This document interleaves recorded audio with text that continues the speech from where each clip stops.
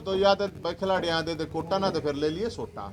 हम तो ये कहें यो मूसड़ सरकार भी देख ले, मुख्यमंत्री ध्यान तो देख ले, और खेल मंत्री देख ले, या पार्टी भी देख ले। आपको लग रहा है 15,000 सरकारी नौकरियों पर डाका डाल दिया है सरकार ने खिलाड़ियों की पर। तो बहुत अच्छा खिलाड़ी है और उसकी रिस्पेक्ट और मान सम्मान करते हैं एज ए खिलाड़ी, लेकिन एज ए खेल मंत्री उतना घटिया कोई खेल मंत्री नहीं है। जो बीजेपी में जो खिलाड़ी हैं, चाहे संदीप सिंह मंत्री बना हुआ, चाहे गीता बबीता है, चाहे योगेश्वर है, वो उसी कोटे में तो थे। तो उनको आवाज उठानी चाहिए कि नहीं उठानी चाहिए? अब जो कोटा मारा जा रहा है, उनके जूनियर जो बालक हैं वो कहाँ जाएंगे? तो तस्वीरें आप देख रहे हैं करनाल से, जहां पर देख सकते हैं कि आम आदमी पार्टी के पूर्व प्रदेश अध्यक्ष नवीन जैन ने आज प्रेस वार्ता की। तो वहीं आपको बता दें कि हरियाणा सरकार द्वारा जो खिलाड़ी को कोटा था उसे खत्म करने का कहीं ना कहीं विरोध किया जा रहा है। हमारी आप सभी से अपील, जितने भी लोग इस वीडियो को देखे इसे शेयर भी जरूर कीजिए। आपको बता दें कि एक बार फिर से नवीन जैन जो है मीडिया के सामने आए हैं। इससे पहले आपको बता दें कि सीएम के आवास पर करनाल में गोबर और 10-10 के नोट फेंके गए थे। और आज एक बार फिर देख सकते हैं कि जो हरियाणा में खिलाड़ियों का कोटा खत्म किया है उसको लेकर यहाँ पर एक प्रेस वार्ता करते नजर आ रहे हैं। सभी पत्रकार साथियों का, करनाल के क्रांतिकारी पत्रकार साथियों का बहुत बहुत स्वागत है। क्रांतिकारी साथी मैं इसलिए कहूँगा करनाल के पत्रकारों को, क्योंकि जिस तरह से आप लोगों ने भ्रष्टाचार के खिलाफ मुद्दा उठा रखा है, वो पूरा हरियाणा देख रहा है कि किस तरह से हरियाणा के अंदर मुख्यमंत्री के गृह जिले और विधानसभा में कितना बड़ा भ्रष्टाचार था। और जिस हिम्मत से आप उठा रहे हो, इसके लिए आपको सबसे पहले तो मैं बधाई देता हूँ। देखिए, हरियाणा की जो पहचान है, हरियाणा की पहचान 2-4 देश में 2% है, लेकिन उसके बावजूद हरियाणा के 10% सैनिक फौज में है, देश की सीमाओं को सुरक्षित रखते हैं। उसके बाद आता है कि जो डंका हमारा हरियाणा का देश और दुनिया में बजाया जाता है, वो हमारे हरियाणा के खिलाड़ी बजाते हैं। हमारे हरियाणा के जो खिलाड़ी हैं वो हमारे देश की, प्रदेश की, दुनिया में शान हैं। और अभी कुछ दिन पहले हरियाणा के मुख्यमंत्री जी और खेल मंत्री जी, इन्होंने क्या किया कि हरियाणा के खिलाड़ियों को 3% कोटा मिलता था। अब जो खिलाड़ी हैं वो ब्लॉक लेवल से लेकर डिस्ट्रिक्ट लेवल तक, नेशनल इंटरनेशनल लेवल तक खेलते थे। College, school, college, interuniversity, all India interuniversity level तक अलग अलग खेलते थे। मैं इसलिए इस मुद्दे को अच्छी तरह से ये आपको समझा पाऊंगा क्योंकि मैं खुद ऑल इंडिया इंटरयूनिवर्सिटी नेशनल लेवल तक खेला हुआ हूँ। तो मैं खिलाड़ी हूँ, तो मुझे पता है कि एक खिलाड़ी कैसे बनता है। एक खिलाड़ी बढ़ता भाई साहब कम से कम 10 मैच पी जाए जब जाए खिलाड़ी बने हैं। वे 10 मैच आज समझ लो 10 लाख रुपये गया हूँ। 10 लाख रुपये में तो 10 बड़ा कहीं कोचिंग हो जाए, IAS की IPS की कोचिंग हो जाती है। अब सरकार ने क्या कहा है कि भाई हम कोटा खत्म कर दिया, ये हम कह रहे हैं, लेकिन सरकार कह रही है हमने कोई कोटा खत्म नहीं करा। ये डॉक्यूमेंट है, ये नोटिफिकेशन गवर्नमेंट का है, मेरा नहीं है। ये खट्टर साहब की गवर्नमेंट का नोटिफिकेशन है, खेल मंत्री का नोटिफिकेशन है। इस नोटिफिकेशन में इजाजत दो तो मैं पढ़ के सुना दूं, नहीं तो इस नोटिफिकेशन में मोटी मोटी बात ये है कि भाई ग्रुप A-B-C में खिलाड़ियों को नौकरियां नहीं मिलेंगी, ग्रुप D में मिलेंगी। चपड़ासी लगेगा, चाहे कोई ओलंपिक मेडल लिया हो तो उसकी भी उड़ा ग्रुप D में है ना। सरकार कहती है कि हम 1 लाख नौकरी हर साल देंगे, 3% कोटा है तो 5 साल में 5 लाख नौकरी देंगे, तो 3,000, 1 लाख पे 3,000 खिलाड़ियों को नौकरियां मिलेंगी। तो 15,000 सरकारी नौकरियों पर डाका डाल दिया है सरकार ने खिलाड़ियों की। हरियाणा के हर गांव में खेल खेले जाते हैं, आप लोगों को भी पता होगा। पूरे हरियाणा की बात कर रहा हूं मैं, पूरे हरियाणा में खिलाड़ी हैं। और एक होप होती है करीब 5 लाख खिलाड़ी कम से कम, मैं कह रहा मानू हूं, आप जितने भी गांव कस्बे कहीं पे भी देखोगे प्रैक्टिस करते हैं आप लोगों को मिलेंगे। उनको एक होप है। अब वो जो खेल रहे हैं वो 8-8 घंटे प्रैक्टिस करेगा तो वो भाई साहब पढ़ाई तक होना करे, पढ़ाई तो नहीं हो सकती। मेहनत करनी है आदमी तो उसका अपना एक अलग फील्ड है। अब वो कहाँ जाएंगे भाई? ये जितनी अकेडमियाँ खुली हुई हैं, प्राइवेट अकेडमी हैं, या लोग जो तैयारी कर रहे हैं, और जिस तरह से नीरज चोपड़ा का मेडल आया है, तो वो जब उनका एक वो सामान्य घर का, कोई अरबपति का बालक को ना खेलता, कोई अरबपति का, ये सामान्य आम गामा के बालक हैं, जो आम परिवार के बालक हैं, वही खेल रहे हैं भाई साहब। और उसके बाद और लोग खेलने लगे। लेकिन अब सवाल ये है, जब उनको नौकरियां नहीं मिलेगी सब ओलंपिक में तो मेडल थोड़ी लेकर आओगे।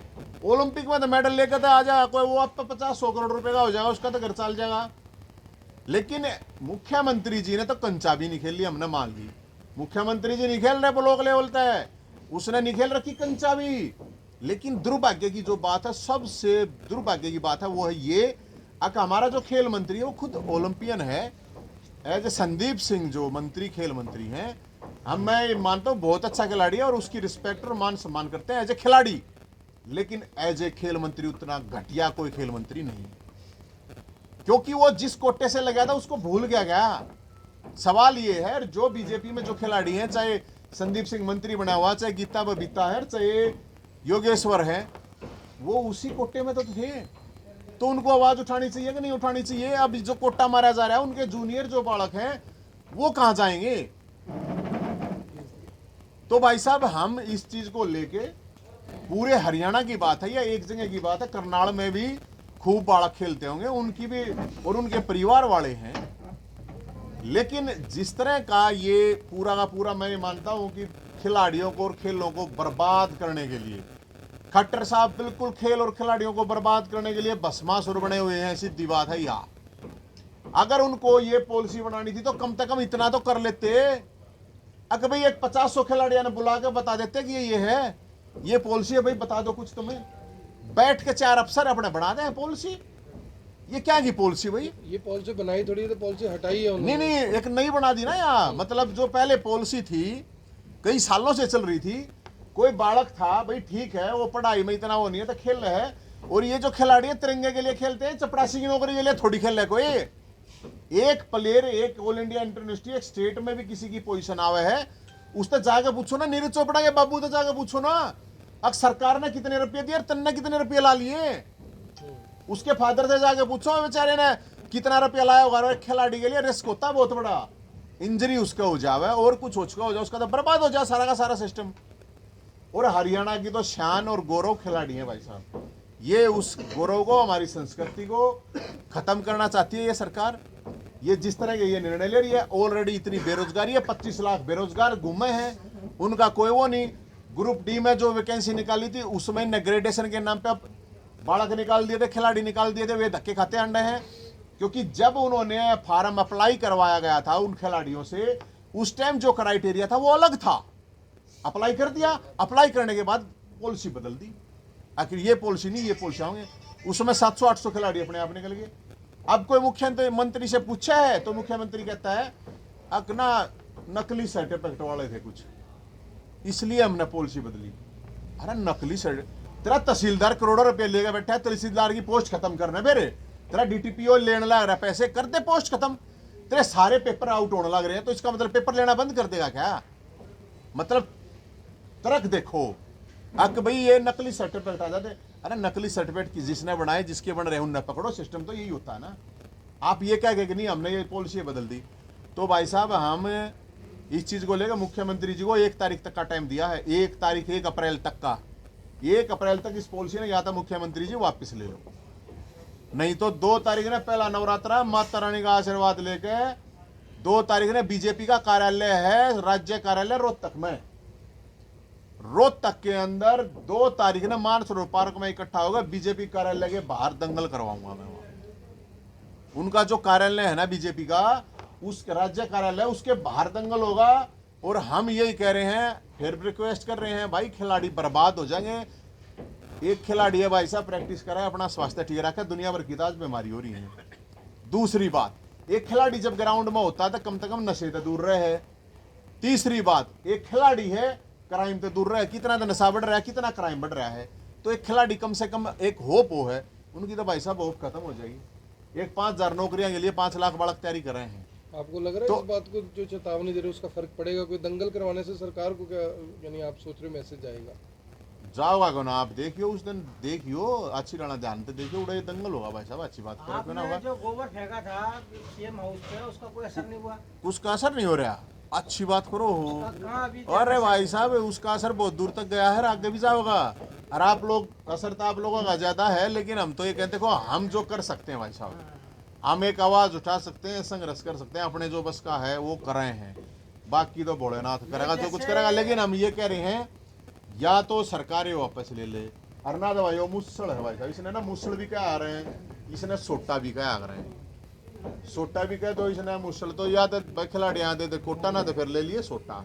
हम तो ये कहें यो मुसल सरकार भी देख ले, मुख्यमंत्री ध्यान से देख ले, और खेल मंत्री देख ले, या पार्टी भी देख ले। आपको लग रहा है 7.5 साल में भी जो एक्सपीरियंस सरकार को होना चाहिए था वो नहीं है, इस तरह के जो डिसीजन आते हैं? अरे भाई साहब बेरा ना कि खा पी का डिसीजन करें हैं भाई, इसी देख आप पत्रकार साथी बैठे हो, आपके ऊपर कोई सरकार पॉलिसी बनाओ, इतना तो कर्ज कहे 50 पत्रकार ने बुला ले भाई, अब भाई बताओ तुम, उसमें फिर आप लोग कुछ नहीं कह सकते। अगर 50 खिलाड़ियों को बुला के, अरे कितना ये बहुत गंभीर मामला भाई साहब, बहुत सेंसिटिव है।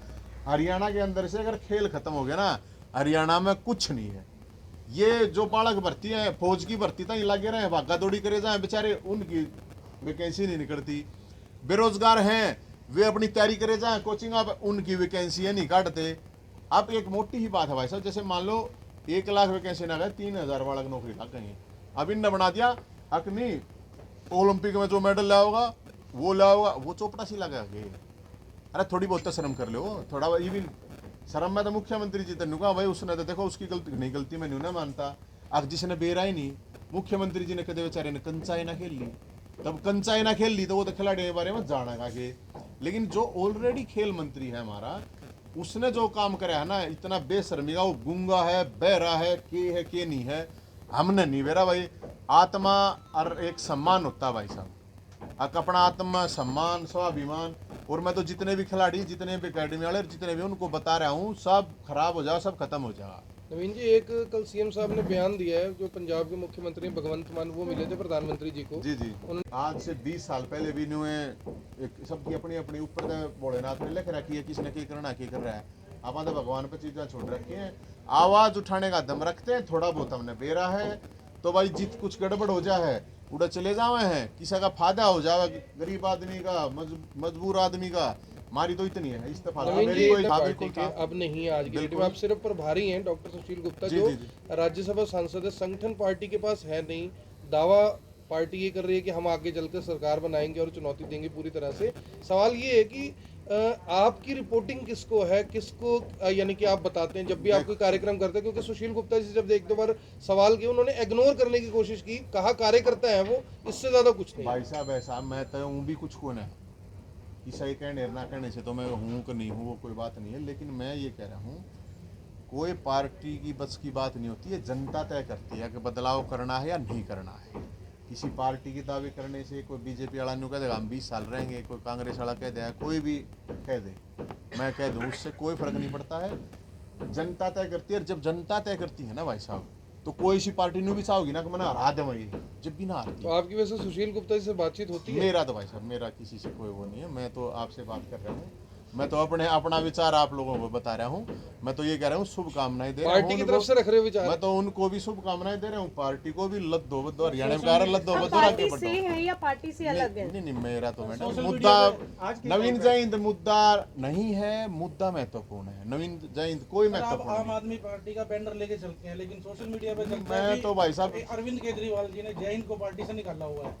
मन तो बेरा को नहीं सा कुछ बेरा होता, आपने बेरा होता। आज बीके कौशिक ने बोला है कि नवीन जयंत हमारी पार्टी से संबंध नहीं रखते और बात जल्दी ना उनको भाई बाहर कर दिया जाएगा। और भाई साहब मैं की तो मैं तो पहले ही बाहर बैठा हूँ, क्योंकि आप पार्टी की नीतियों से अलग चलते हैं, उनका कहना है कि किस तरह आप पार्टी की नीतियों से अलग चलते हैं, इसलिए आपको बाहर कर दिया जाएगा। मैं तो पहले ही बाहर बैठा हूँ, मन ने कौन बाहर करेगा, अच्छी बात करे कौन है, अच्छी बात वो कहते हैं सीएम के घर पर गोबर घेरना और ये सब इन चीजों का पार्टी समर्थन नहीं करती। अच्छा फिर उड़ा मतलब उड़ा सीएम रुपये खाए जाओ, ठीक है कि अच्छी बात करो, मेरी मर्जी है, जो मेरा दिल करेगा वो मैं करूंगा, मैं किसी की गुलामी थोड़ी करूंगा। अच्छी बात है। मुद्दा था भाई साहब ये खिलाड़ी वाला, मेरा प्रश्न लग गया, अच्छी बात करो।